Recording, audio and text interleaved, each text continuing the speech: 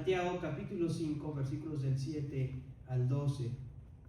Hermanos, la vida tiene muchas decepciones. Creo que en eso estamos todos de acuerdo. Pero no hay mayor o no hay decepción más grande que enfrentar el sufrimiento sin la perspectiva divina. Porque cuando Dios se quita de la ecuación, amados, la vida o cualquier dificultad en la vida no tiene sentido ni mucho menos propósito. Es como navegar por aguas turbias esperando que la marea nos lleve sanos y salvos al lugar que tanto deseamos. Hermanos, sin Dios el sufrimiento va a terminar por consumir nuestra vida. Creo que esa es una realidad, pero cuando dejamos ser guiados por Él, cuando nos dejamos ser gobernados por Él, enfrentamos el sufrimiento de una manera diferente. Esto no quiere decir que la enfermedad sea menos mortal, o que la traición familiar duela menos, o que el rechazo por nuestra fe no nos incomode tanto.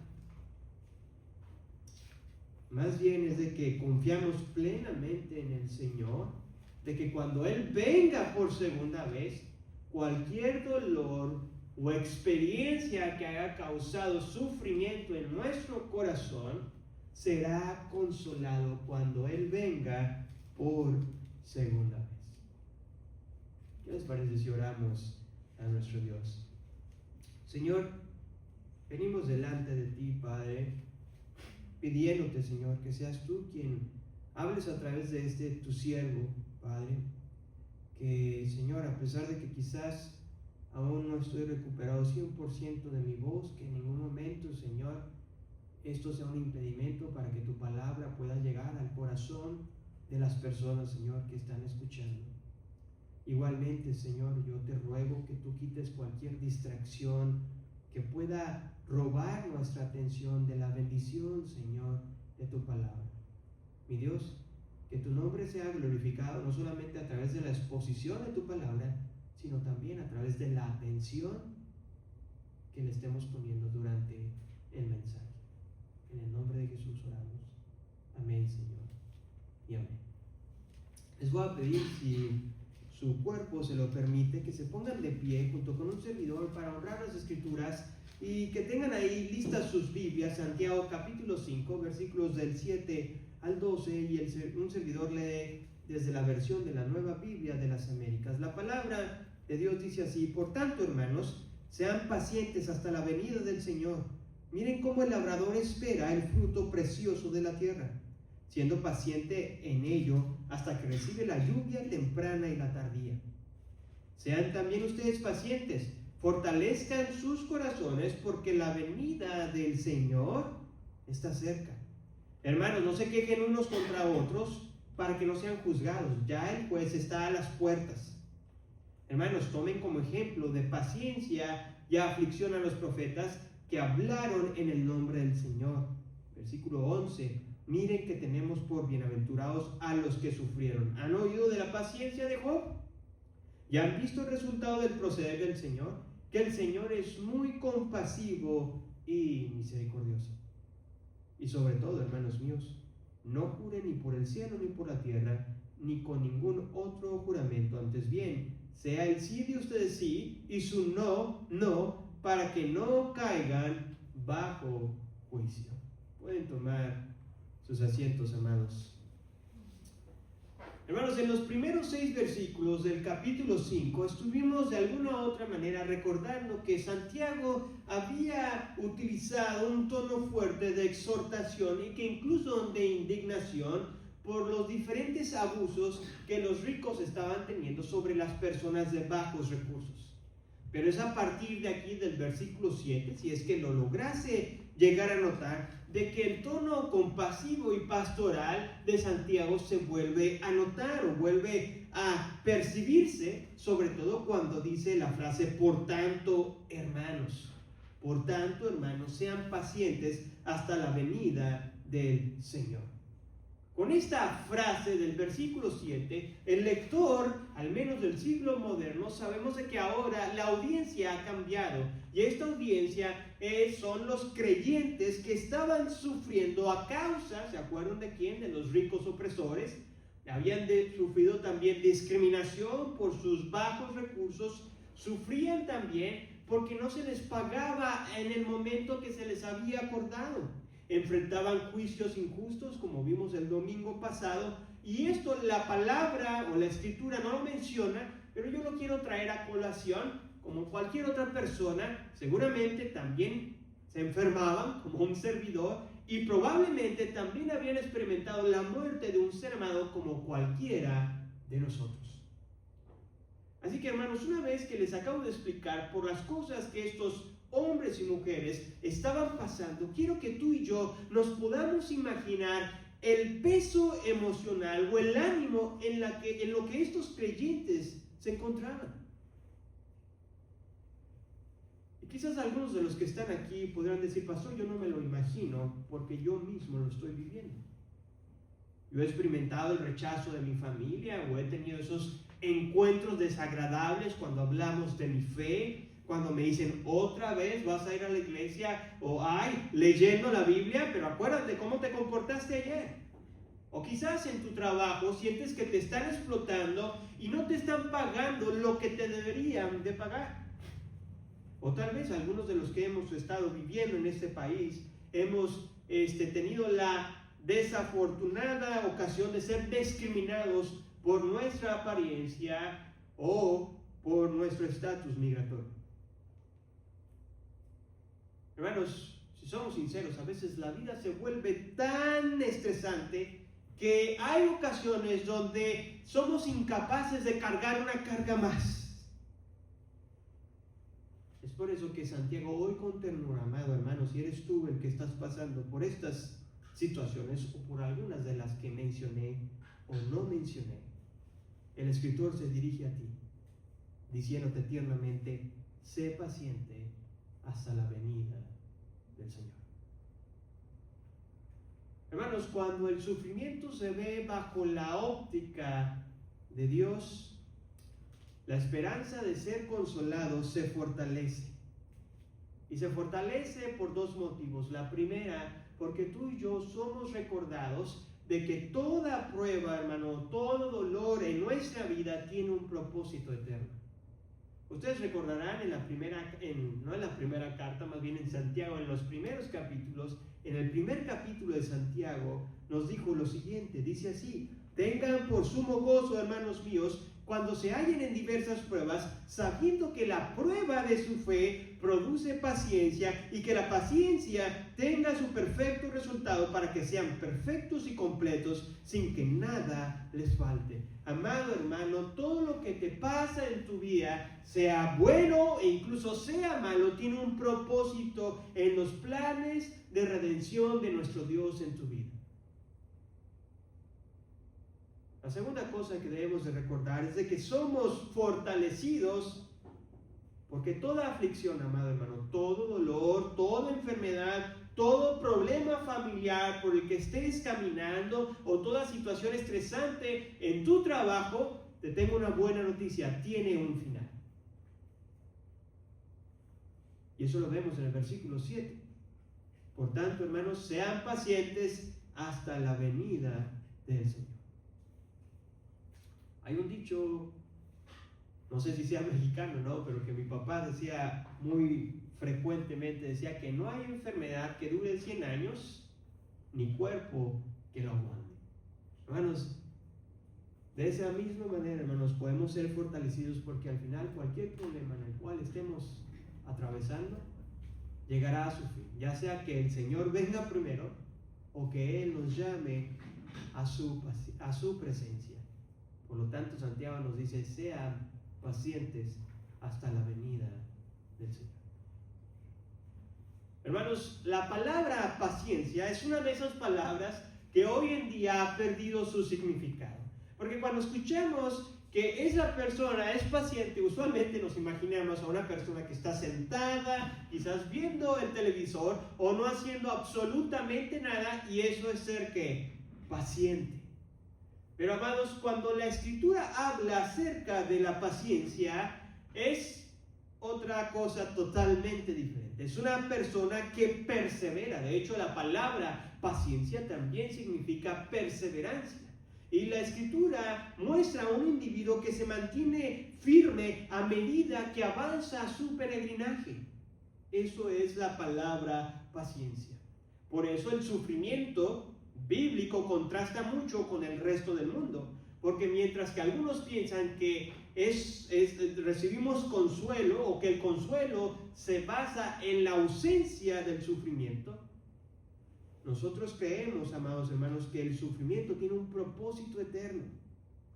Y este va a terminar cuando el Señor venga por segunda vez. Y esa debe ser nuestra esperanza, de que no sufrimos en vano. En palabras sencillas, Santiago lo que nos está mandando a hacer, o nos anima, es a perseverar, a seguir perseverando en nuestra fe, a no desmayar, a seguir avanzando, a seguir caminando. Y para reforzar esta idea, Santiago va a exponer o va a utilizar un ejemplo muy cotidiano del primer siglo. Versículo del 7 al 8 dice así: miren cómo el labrador espera el fruto precioso de la tierra, siendo paciente en ello hasta que recibe la lluvia temprana y tardía. Principios del versículo 8 dice: sean también ustedes pacientes. La primera palabra que encontramos en el versículo 7 es miren. Y esta palabra, para aquellos quienes se acordarán, era un verbo, y era más que un verbo, era un mandato. Entonces se me olvida el tecnicismo, pero era una orden que estaba dando Santiago a las personas. Era de poner extrema precaución o de extrema atención a lo que el agricultor estaba haciendo. Quien tenía el conocimiento agrícola, pero que a pesar de tener conocimiento, no tenía control del clima.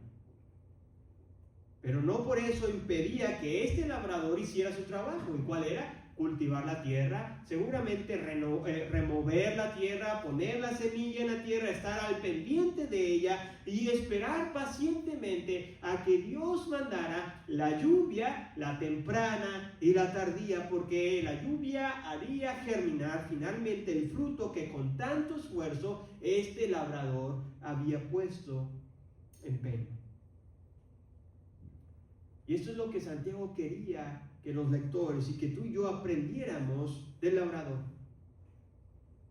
Que después de hacer todo lo que se nos requiere en nuestra vida cristiana, esperemos en nuestro Dios. Hermanos, la ilustración de Santiago tiene dos aspectos a resaltar. El primero es: sigue trabajando en tu relación con Dios. Hermanos, el sembrador o el labrador sabía que la plantita no iba a crecer sola, necesitaba trabajar, necesitaba de herramientas, seguramente de palos, de rastrillos, de todas esas cosas que el agricultor necesita para que una planta, o para que una semilla terminara convirtiéndose en una planta y finalmente le diera su fruto. De la misma manera, amados hermanos, cuando les digo que esta imagen nos dice que debemos de trabajar en nuestra relación, así también Dios nos ha proveído de herramientas espirituales o de disciplinas espirituales, como la oración, la meditación de su palabra, la memorización, el ayuno, el congregarnos, no solamente una vez a la semana, sino el tratar de congregarnos las veces que sean necesarias. ¿Por qué? Porque entre más practiquemos, amados hermanos, la disciplina, mayor profundidad y mayor relación e intimidad tendremos con nuestro Dios. Tristemente, amados, a veces queremos esperar grandes cambios en nuestra vida, pero no nos disciplinamos en ellos.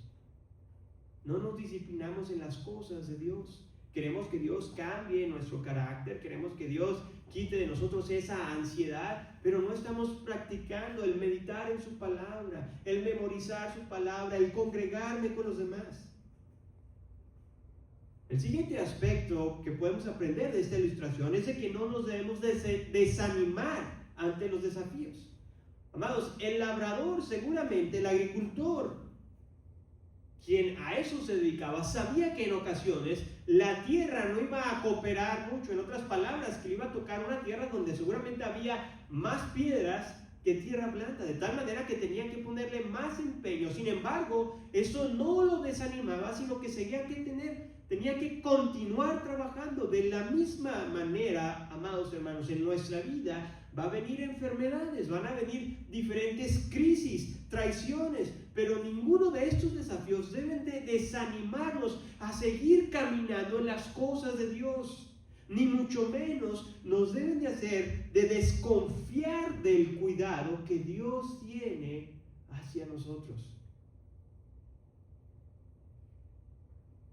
Porque la ilustración dice que el labrador, una vez que terminó todo, esperaba pacientemente la lluvia que Dios mandaría en su tiempo. Así también, hermanos, cuando nosotros pongamos nuestras peticiones delante de Dios, esperemos pacientemente, porque Él contestará a su debido tiempo. Santiago continúa con esta sección, con una exhortación, recordándonos lo mismo de nuevo: sean también ustedes pacientes. Hermanos, creo que no hay mayor ejemplo de perseverancia, tanto en las Escrituras como en el mundo, como nuestro Señor Jesucristo. Él es el supremo ejemplo de perseverancia, porque para lograr nuestra libertad, amado, Él perseveró hasta la muerte. Así también nosotros, amados, perseveremos hasta que el Señor venga por segunda vez. Permanezcamos en la fe. Hazte la siguiente pregunta, amado. Las dificultades que estás atravesando, ¿las aprovechas para acercarte más a Dios o las estás utilizando para alejarte de Él? Una vez que Santiago nos ha expuesto de que debemos de trabajar en nuestra relación con el Señor, ahora nos va a exhortar a que nos mantengamos firmes en Él. Es por eso que la segunda característica de este pasaje es de que hasta que el Señor venga, mantengámonos firmes en Él. Hermanos, las aflicciones de estas personas de las cuales estamos leyendo eran tan reales como las tuyas y como las mías. Y como todo ser humano, es probable que su corazón se había desanimado ante tantas cosas que estaban experimentando, seguramente en un tiempo tan corto. Pues al igual que nosotros, que cuando el dolor toca las puertas de nuestro corazón, tendemos a debilitarnos en nuestra fe. Por este motivo, Santiago siguió escribiendo lo siguiente, versículo 8: fortalezcan sus corazones, porque la venida del Señor está cerca. Hermanos, la palabra fortalezcan resalta la actitud de un individuo que está comprometido a permanecer sin importar qué tan severa sea la prueba. Y es aquí donde quizás algunos de nosotros pudiéramos diferir con Santiago, porque esta palabra fortalecer era también una forma de una orden, de dar una instrucción. Y digo que quizás podamos diferir con Santiago, porque cuando nosotros conocemos o escuchamos o nos acercamos a alguien que está pasando por un momento difícil, antes de dar una instrucción o decirles que hagan algo, usualmente utilizamos frases como: oh, entiendo tu dolor, o me apena mucho por lo que estás pasando. Entonces le decimos: te sugiero que hagas esto, o sabes que debes de hacer esto. Pero no empezamos a darle la instrucción y después le decimos nuestro sentido pésame. Pero hermanos, déjame decirte que la necesidad de ser exhortados no fue falta de empatía de Santiago. Más bien la exhortación fue la muestra de empatía del escritor por el sufrimiento que estas personas estaban pasando.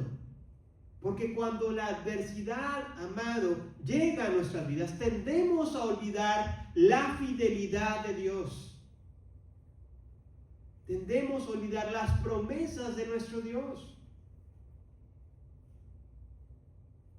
Por eso Santiago en ningún momento fue indiferente, al contrario, amados. En ocasiones necesitamos que también nos exhorten y nos hablen con palabras duras, porque nos dejamos guiar por nuestro dolor y empezamos a dudar de aquel que nunca cambia.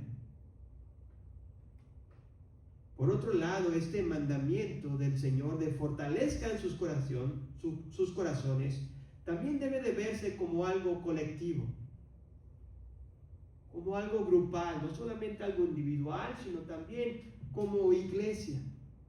Porque resulta que en este mismo capítulo, en unos versículos más adelante, Santiago anima a los creyentes de la siguiente manera: ¿sufre alguien entre ustedes? Que haga oración. ¿Está alguien entre ustedes enfermo? Que llame a los ancianos de la iglesia y que ellos oren por él. Hermanos, escúchame bien, ningún creyente debe de sufrir en soledad, y ninguna iglesia debe de ignorar al que sufre.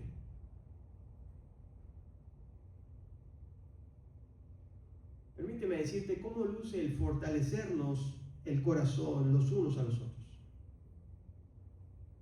Luce de tres maneras: de una manera desinteresada, vulnerable e humilde. Y te lo voy a explicar por qué. Fortalecer al corazón los unos a los otros es una actitud desinteresada, porque el creyente ayuda a la otra persona en necesidad, viendo por esa persona antes que sus necesidades personales. Por eso es desinteresado, sin esperar nada a cambio. Es un acto también de vulnerabilidad, donde el hermano necesitado reconoce que necesita que, amados, ayuda. Hermano, sé que no tengo mucho, quizás ya empiezo a tener más edad, tengo 35, a punto de cumplir 36 años, y siempre digo 4 años más, ya son 40, y dice mi papá, y 20, ya son 60. Pero bueno, el caso es de que en estos 35 años, amados, siempre he escuchado una queja recurrente en las diferentes iglesias que he podido estar, y es la siguiente: de que la iglesia no me ayuda. Pero cuando uno empieza a indagar más, hermanos, resulta que esa persona no se le ayudó porque no compartió su necesidad. Por eso el fortalecernos en los unos a los otros es un acto de vulnerabilidad, donde yo me presento a la otra persona como yo también necesito ayuda.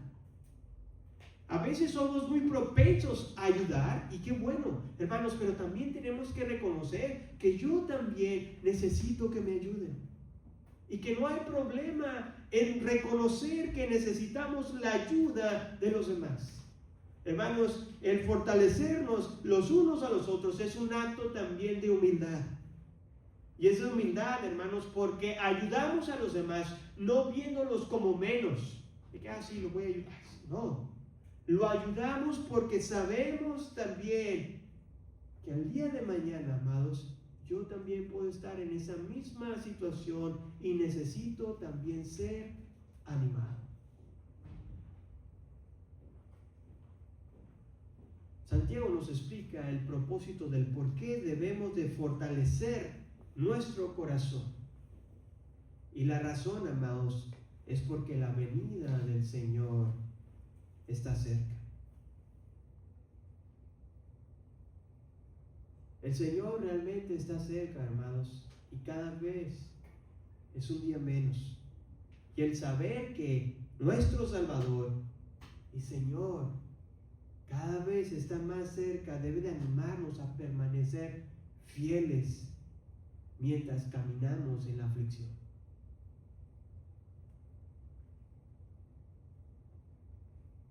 Es bueno aclarar, amados, que vivir en un mundo caído no significa que todos los creyentes vamos a sufrir de la misma manera. Y con esto en mente, Santiago advierte a los hermanos de lo siguiente. Versículo 9 dice: hermanos, no se quejen unos contra otros para que no sean juzgados. Ya el juez está a las puertas. Hermanos, la advertencia del escritor abre la posibilidad a pensar que había personas que se estaban quejando porque ellos sufrían más y otros sufrían menos. Por eso Santiago les está advirtiendo que no se quejen unos contra otros, porque sabes que, amado, las comparaciones son peligrosas. Porque desarrollamos la actitud de la autocompasión, donde uno siempre es la víctima. Donde decimos frases como nadie sufre como yo. O si el hermano sufriera lo que yo estoy sufriendo, ni se quejaría de su situación. Hermanos, el compararnos también desarrollamos actitud de arrogancia, porque nos quejamos delante de Dios y le decimos: Señor, ¿por qué yo estoy sufriendo? Si yo soy el que más sirvo en la iglesia. Por este motivo Santiago escribió el versículo 9, para recordarnos, hermanos, de que debemos de tener cuidado con nuestros labios cuando estamos en sufrimiento, porque Jesús, el juez, hermanos, está a punto de llegar, y todo lo que, escúchame bien, todo lo que salga de nuestros labios, el Señor nos va a juzgar. Una vez que Santiago nos ha dicho o nos ha exhortado de fortalecer nuestra relación con Dios, de mantenernos firmes en el Señor, ahora pasará a que debemos de imitar el ejemplo de aquellos quienes ya nos han antecedido. Esa es la tercera característica del pasaje, el cual dice: hasta que el Señor venga, imitemos el ejemplo de los profetas. De nuevo, Santiago se dirige a estos lectores del primer siglo de una manera afectuosa, para recordarles que ellos no eran solamente los únicos que habían sufrido de manera injusta. Versículo 10 dice: hermanos, tomen como ejemplo de paciencia y aflicción a los profetas que hablaron en el nombre del Señor. El sufrimiento que pasaron estos varones, no fue causado por su mal comportamiento. De hecho, el apóstol Pedro dice lo siguiente en su primera carta: si ustedes son insultados por el nombre del Señor, dichosos son, o bienaventurados son. Pero después prosigue, dice que de ninguna manera sufra alguien de ustedes como asesino, o ladrón, o malhechor, o por entrometido.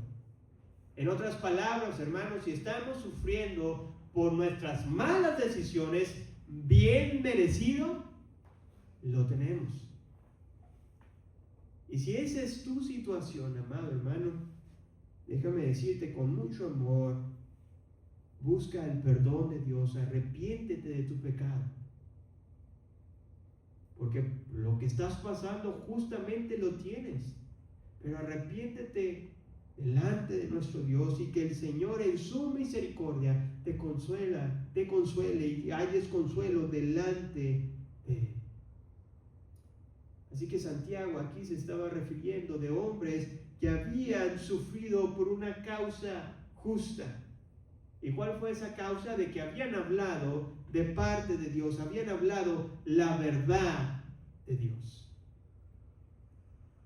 Hermanos, hablar la verdad en un mundo que ama la mentira es difícil, y no nos llevará lejos, ni mucho menos nos ganaremos aplausos, sino que al contrario, ganaremos el desprecio de muchas personas.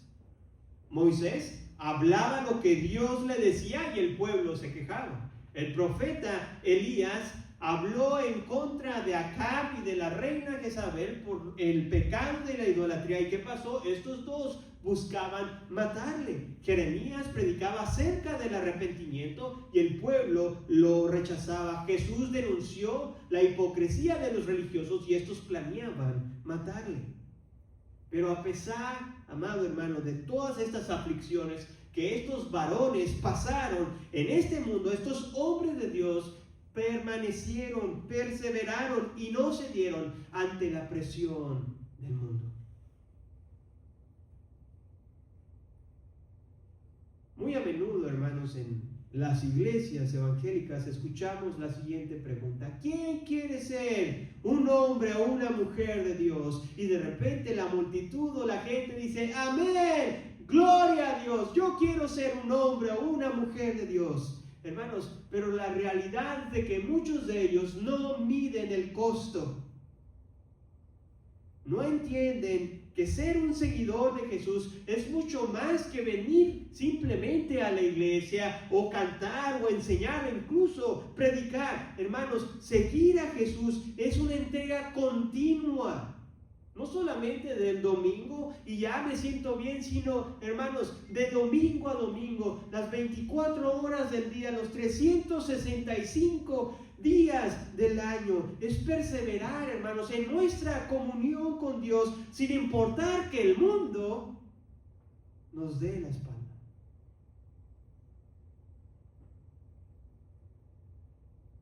Santiago continúa diciendo lo siguiente en el versículo 11: miren que tenemos por bienaventurados a los que sufrieron. Algunos de ustedes traen la Nueva Versión Internacional, de la cual me encantó, porque resulta que la palabra sufrieron la traducen como perseveraron. Y si ustedes me permiten, voy a tomarme simplemente un par de segundos para explicar aquí el tecnicismo. Resulta que la palabra sufrir en el griego tiene una relación o está relacionada con la palabra paciencia o perseverancia. Por eso en algunas versiones dice: miren que tenemos por bienaventurados a los que perseveraron, o en algunas versiones como la mía dice: a los que sufrieron. He aquí, amados, que podemos asegurar que Dios llenará de bendiciones en la vida eterna a aquellos que perseveraron en la fe o que sufrieron a causa de la fe. Hermanos, no a los que tengan un ministerio famoso o muy conocido en el mundo, no a los que tuvieron una asistencia perfecta todos los domingos, sino a aquellos que perseveraron en la fe, que sin importar qué tan dura o severa fue la prueba en sus vidas, ellos siguieron confiando y creciendo en santidad para con Dios. Hermanos, algunos de los que estamos aquí, creo que este mensaje es tan real para nuestras vidas, porque quizás eres tú en particular la única luz en tu hogar. Esa es la que a lo mejor te enfrentas todas las mañanas y tienes que decidir en cómo demostrar el amor de Cristo a aquel ser amado que está en tu casa, pero que no tiene una relación con Jesús. Y que sus actitudes son totalmente diferentes a la tuya. Que sus metas ya no son las mismas metas que las tuyas, porque tus metas han cambiado por las de Cristo. Hermanos, esto es perseverar en la fe. Esto es perseverar. No quiere decir, obviamente es parte de salir, de evangelizar y compartir de Dios tanto en tu comunidad, en tu trabajo, pero también, hermanos, algunos de los que están aquí, yo sé que algunos familiares de ustedes no son creyentes. Ya debe ser algo difícil el de todas las mañanas, el tener que de alguna u otra manera luchar con aquellos quienes no están pensando en las cosas eternas como tú lo estás haciendo.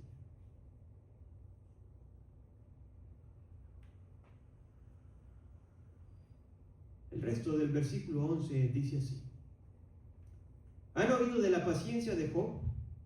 ¿Ya han visto el resultado del proceder del Señor? Que el Señor es muy compasivo y misericordioso. Hermanos, la paciencia de Job en medio de sus pruebas era uno de los relatos más conocidos dentro de la comunidad judía. Para aquellos quienes quizás no han escuchado, no han tenido la oportunidad de leer el libro de Job, de una manera muy resumida, pero muy resumida, Job fue un hombre muy rico que perdió todo. Cuando digo todo, perdió su familia y perdió todas las riquezas que tenía, literalmente de la noche a la mañana. Y quien incluso expresó su lamento al Señor con cierta confusión, buscaba una respuesta de Dios. Pero a pesar de todo esto, la Escritura, el libro de Job, nos dice que en todo esto Job no pecó ni culpó a Dios. Al contrario, hermanos, uno de los versículos más destacables de este libro fue la siguiente declaración que este varón hizo, y fue la siguiente: el Señor dio, el Señor quitó, bendito sea el nombre del Señor. La razón o el propósito por el cual Santiago menciona a este personaje histórico era para recordarle dos cosas a la audiencia del primer siglo. Y esas dos cosas o dos principios se siguen aplicando aún a nuestra vida. Y la primera es de que en el sufrimiento Dios prueba nuestra fe. Hermanos, la gente que viene a la iglesia, a veces cuando sufre y pasa cosas tristes en su vida, se termina alejando de Dios. ¿Por qué? Porque no fue una fe genuina. Porque quizás vino, porque venían sus amigos, porque a lo mejor nosotros no tenemos grupo de música, pero porque a lo mejor el grupo de música tocaba muy bien, porque a lo mejor le gustaba cómo predicaba el pastor, pero X o Y razón, pero no venía por la causa o el motivo principal, que era por Dios. Así que cuando pasan cosas en su vida y se desilusionan, termina que abandonando la fe. Así que, hermanos, si tú estás pasando por una situación difícil, es porque Dios está probando tu fe. La segunda enseñanza o el segundo propósito de Santiago al mencionar Job es de que en la adversidad, amado, conocemos a Dios a mayor profundidad. Es una realidad, hermanos, aun cuando no nos guste, pero creo que todos hemos pasado ahí, que cuando estamos enfermos, que cuando tenemos problemas, es cuando más buscamos de Dios. Y es cuando más aprendemos de Él. Porque lo buscamos con mayor profundidad, con mayor devoción. Queremos y anhelamos de su presencia. Y es cuando más aprendemos de Él. Así que permíteme preguntarte lo siguiente, amado. ¿Ves tu dolor como una carga de parte de Dios o como una oportunidad para conocer más del Señor? Hermanos, nadie de los que está aquí estamos ausentes del sufrimiento, del dolor o de los problemas. Algunos de nosotros tuvimos problemas, algunos de nosotros estamos teniendo problemas y otros más irán a tener problemas. Pero ese es prácticamente el espectro, hermanos, en el que nos encontramos mientras que tú y yo vivamos en este mundo. Nunca vamos a dejar de tener problemas. La pregunta es cómo los vamos a utilizar. ¿Lo veremos como una carga de parte de Dios o como una oportunidad de conocer más a ese Salvador y a ese Señor? Santiago, hermanos, cierra esta exhortación con el versículo 12, el cual dice: y sobre todo, hermanos míos, no juren ni por el cielo, ni por la tierra, ni con ningún otro juramento. Antes bien, sea en sí de ustedes sí y su no, no, para que no caigan bajo juicio. Hermanos, Santiago como que era muy, bueno, no era muy bien, era muy sabio al reconocer de que cuando el dolor nos aprieta, tendemos a decir cosas, amados, para excusar nuestras decisiones o nuestra mala actitud. ¿Por qué te comportaste de esta manera? No, pues es que estaba pasando por esta situación y nos empezamos a justificar. Por lo tanto, amados, no dejemos que el sufrimiento influya en nuestras palabras, en nuestras decisiones, en nuestro comportamiento. No caigamos en el error, hermanos, de decir cualquier cosa para que después tengamos que reconocer y venir delante de Dios y pedirle perdón a Él y perdón al hermano o a la hermana que herimos con nuestras palabras.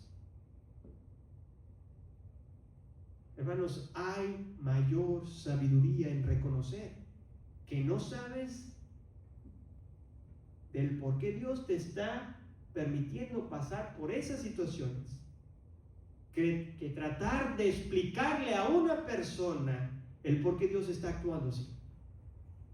Es más sabio decir, no lo sé, pero confío en que Dios tiene sus propósitos.